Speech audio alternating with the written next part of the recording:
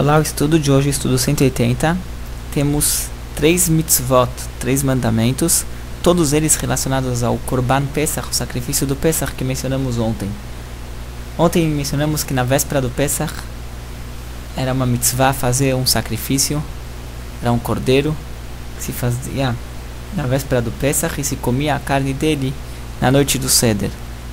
Agora, esse Korban Pesach, interessante que a Torá instituiu para ele uma segunda chance. Se alguém perdeu a primeira oportunidade, então a Torá ela deu uma segunda data no qual podia ser feito. Essa segunda data é chamada de Pesach Sheni, que é exatamente um mês após o primeiro Pesach, no dia 14 de Iyar, se faz aqueles que perderam o primeiro Pesach por algum motivo, ou porque estavam longe, ou porque estavam impuros e não podiam estar presentes no templo e fazerem o sacrifício, então eles faziam no segundo, um mês depois, no dia 14 de Iyar. E o procedimento era o mesmo, se fazia o mesmo sacrifício e se comia a carne dele na noite posterior ao sacrifício, naquela noite logo depois do sacrifício. E é interessante que a história como isso aqui surgiu na Torá é porque tinham pessoas no segundo ano que o povo estava no deserto, eles fizeram o primeiro Pesach ainda no Egito. Um ano depois eles fizeram o primeiro Korban Pesach após o Êxodo, e naquele momento tinham pessoas que estavam impuras.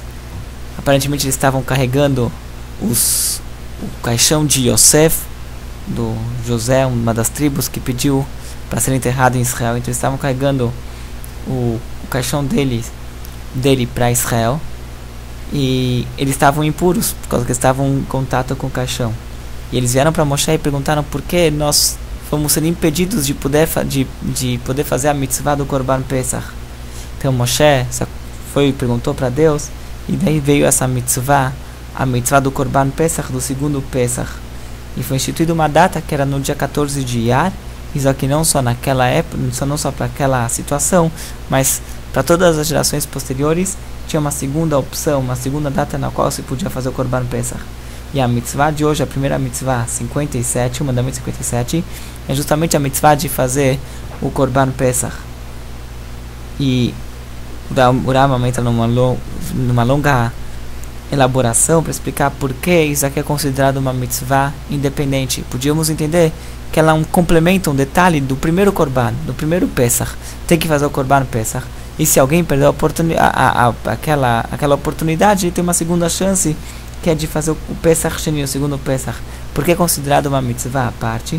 Então ele cita um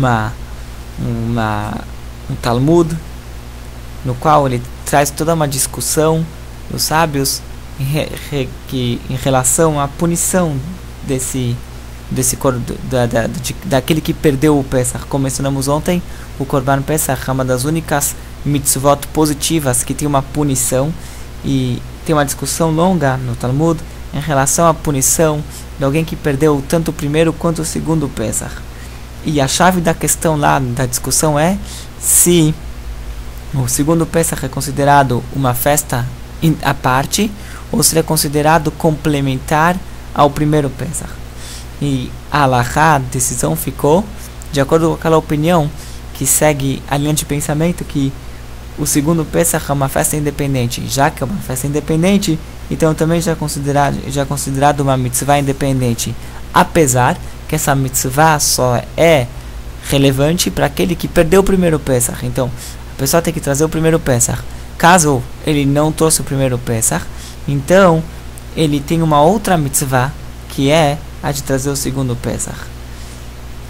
O Rambam conclui que essa mitzvah não tem obrigação, as mulheres não são obrigadas, não tem uma obrigação para as mulheres cumprirem essa mitzvah, porque o primeiro Pesach é uma obrigação para mulheres também, mas se elas não podiam fazer o primeiro Pesach, elas não têm obrigação, elas não têm essa segunda mitzvah, que é a mitzvah do Korban, do Pesach Sheni.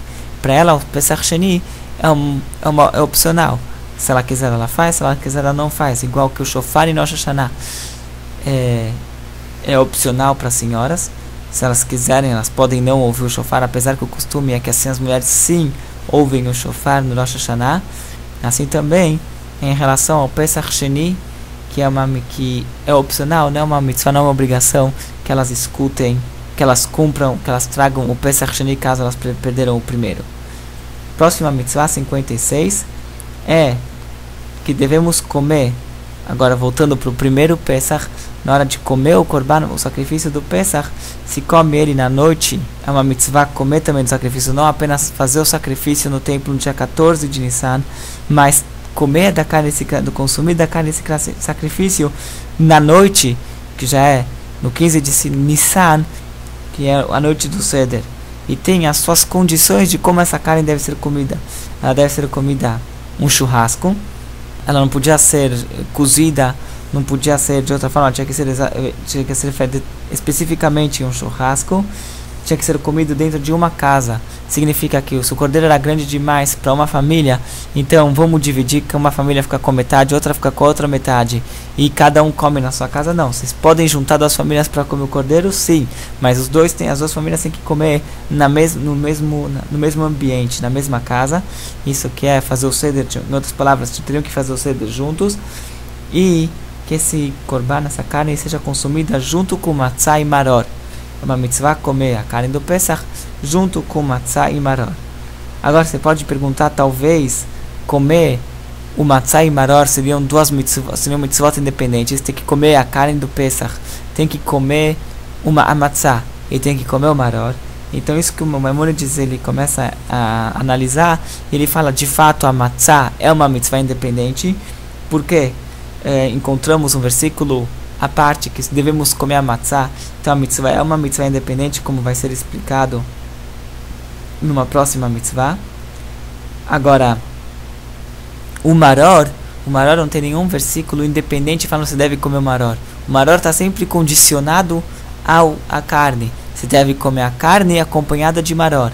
E ele cita o Talmud, que inclusive se a pessoa não tinha carne, ele não tinha o maror, se ele come a carne, ele come a carne. Mas se ele não tem a carne, mas ele tem o maror, se tem uma mitzvah em comer o maror, ele fala que não tem mitzvah em comer o maror sem a carne. E a prova final que ele traz, que é uma prova evidente, que ele traz como uma prova evidente de que o maror faz parte de comer o Korban Pesach, faz parte da mesma mitzvah, não é uma mitzvah independente, é que ele cita o Talmud, falando que o maror que comemos hoje em dia, que não temos o Korban Pesach, é derabanan, é uma mitzvah dos sábios, em memória ao maror que era comido na época do templo. Porque como o maror ele só é uma mitzvah junto com o Korban Pesach, ele faz parte do Korban Pesach, não existe uma mitzvah à parte para o maror. Então justamente sai isso que o maror hoje em dia é derabanan, ele é dos sábios, ele não é uma mitzvah da Torá, porque pela Torá a obrigação de comer o maror é uma condição do Korban Pesach de comer a carne, e não que é uma mitzvah independente. E finalmente a mitzvah 58, a última de hoje, que é a mitzvah de comer a carne do Pesach Sheni, aquele que não fez o primeiro Pesach e fez o segundo Pesach, então ele tem que comer a carne do segundo Pesach na noite de 15 de Iyar, é um mês depois da noite do Seder, e ele também tem que comer essa carne junto com matzah e maror. E ele termina que essa mitzvah também não é para as mulheres, não se aplica para as mulheres. O primeiro Pesach é sim uma mitzvah para as mulheres, tanto no sacrifício do Korban, quanto no comer a carne. A mulher, no primeiro Pesach, a mulher também tem a obrigação de comer a carne do Korban Pesach. Agora, no segundo Pesach, se ela perdeu o primeiro, então ela não tem a obrigação de comer a carne do segundo Pesach. Em outras palavras, se ela perdeu o primeiro, ela estava impossibilitada, tudo bem. Agora o segundo, ela não tem a obrigação de fazer o segundo Pesach. Já um homem que perdeu o primeiro Pesach, ele tem a obrigação de fazer o segundo Pesach.